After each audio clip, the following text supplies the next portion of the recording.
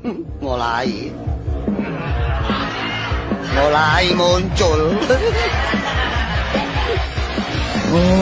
Wes angel.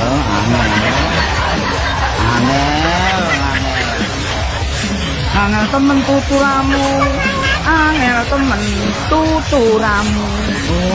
Wes angel.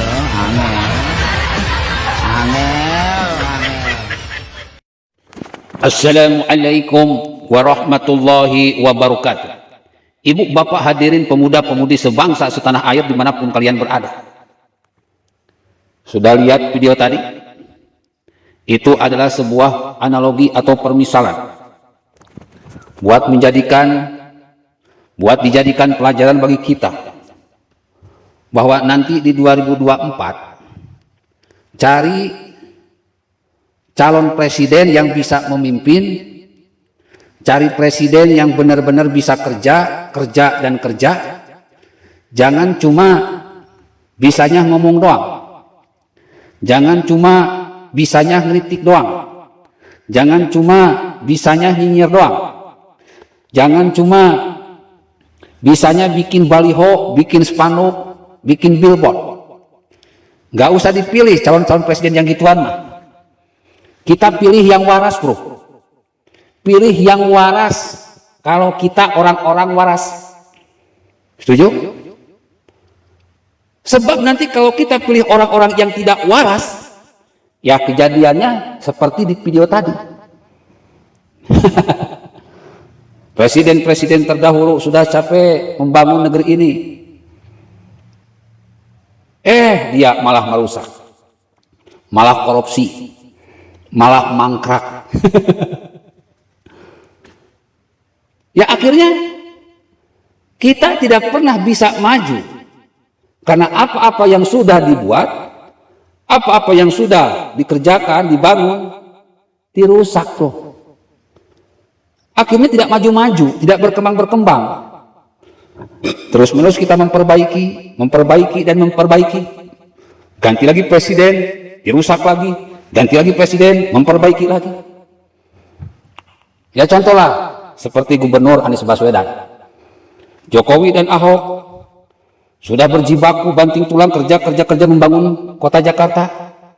Malah dia sendiri, Anies Baswedan ini merusak.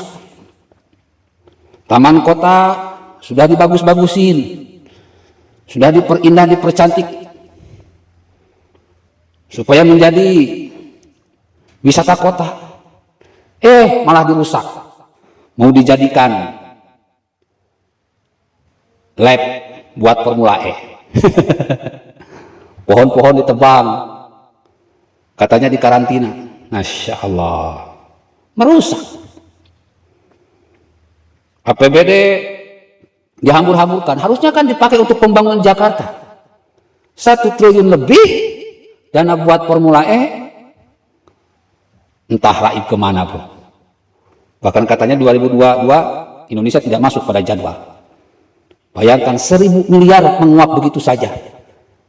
Kalau kita memilih gubernur yang waras, mungkin bisa dipakai untuk vaksin, bisa dipakai untuk sembako kepada rakyat Jakarta. Ini enggak, bro. Entah menguap kemana itu duit. Dulu Ahok sudah bersusah payah, Jokowi sudah bersusah payah membangun rusunawa. Orang-orang yang digusur ditempatkan di rusun, cuma bayar 150.000 per bulan. Kini dirusak, dihancurkan dengan membangun DP 0%. Di mana sampai sekarang tidak jelas itu. Ujungnya seperti apa, hasilnya seperti apa. Dan kita ketahui bersama, DP 0% ini bermasalah.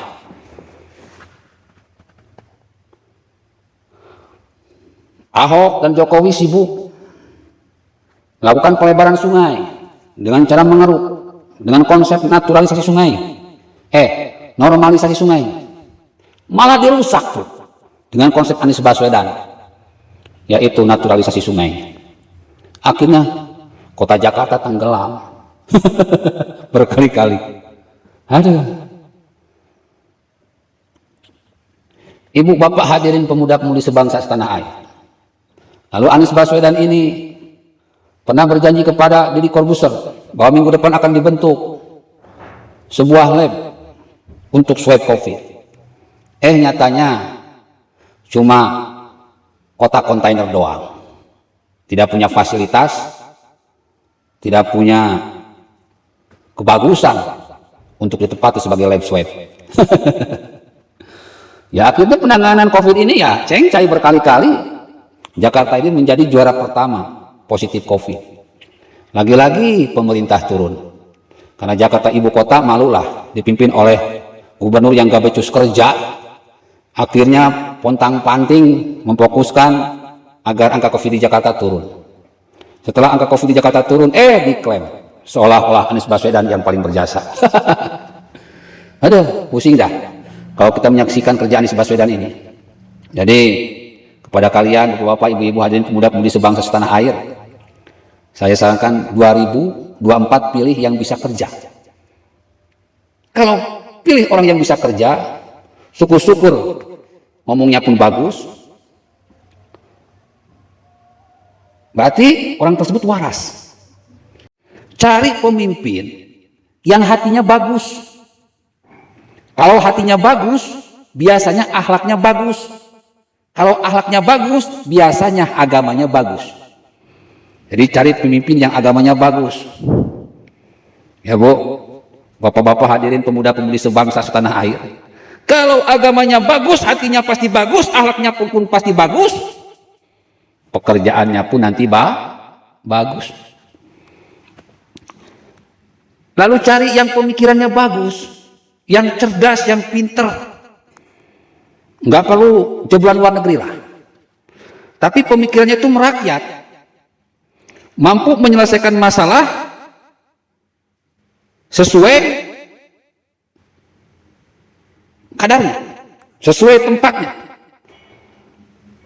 sesuai inti masalah. Tidak suka nyinyir, tidak suka menyalah-nyalahkan orang lain. Dia berpikir keras, memecahkan sebuah masalah yang ada di hadapannya dengan memberikan solusi-solusi cerdas, brilian, sehingga masalah tersebut selesai. Lalu cari yang bisa ngomong, jangan yang pendiam. Repot kalau pemimpin cuma bisa diem aja. Yang komunikatif, yang omongannya itu lembut, kebapaan, jujur, nggak neko-neko, sederhana. Dan selanjutnya perbuatannya bagus, terlihat dari kinerjanya. Pro rakyat, tidak korupsi, tidak pernah terjerat dalam kasus HAM di masa lalu.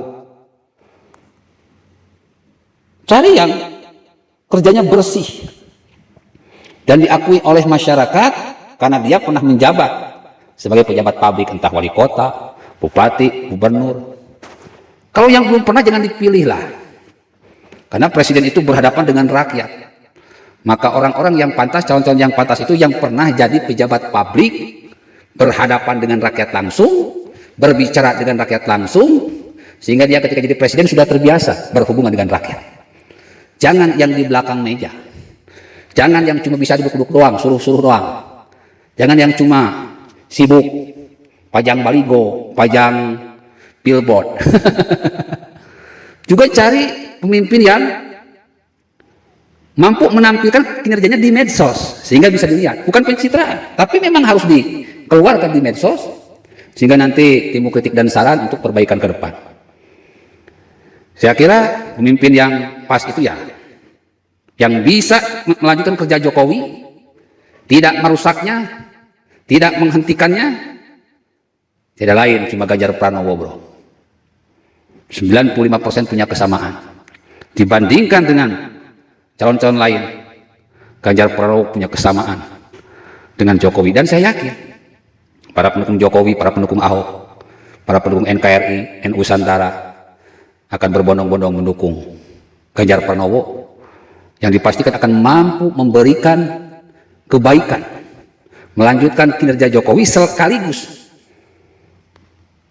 memperhebat apa-apa yang perlu dikerjakan oleh Jokowi. Billahi taufiq wal hidayah. Wassalamualaikum warahmatullahi wabarakatuh.